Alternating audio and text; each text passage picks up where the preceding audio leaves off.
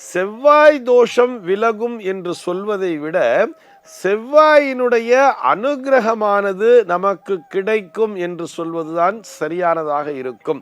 முருகப்பெருமானை வழிபடுவதன் மூலமாக அந்த செவ்வாயினுடைய பலத்தினை நாம் பெறுகிறோம் என்றுதான் புரிந்து கொள்ள வேண்டும்.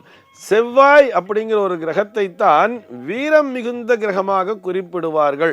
வீரமாகட்டும், அதே மாதிரி ஒரு இராணுவத்திலே பணிபுரிவராகட்டும், ஒரு படை தளபதியாகட்டும், ஒரு போர் வீரராகட்டும், அல்லது காவல்துறையிலே பணியாற்றுபவர்களாகட்டும், இவர்கள் அனைவருக்குமே இந்த செவ்வாயினுடைய அனுகிரகம் என்பது தேவை.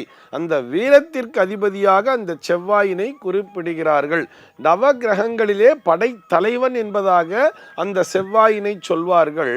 இப்படி இருக்க தேவர்களுக்கெல்லாம் சேனாதிபதியாக இருக்கக்கூடியவர் யார்?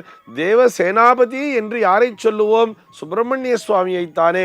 ஆக அந்த செவ்வாய் கிரகத்தினுடைய முழுமையான ஆதிக்கத்தினை பெற்றிருக்கக்கூடிய தெய்வ மூர்த்தம் இது என்று சொல்லி பார்த்தால் அது சுப்பிரமணிய சுவாமி தான்.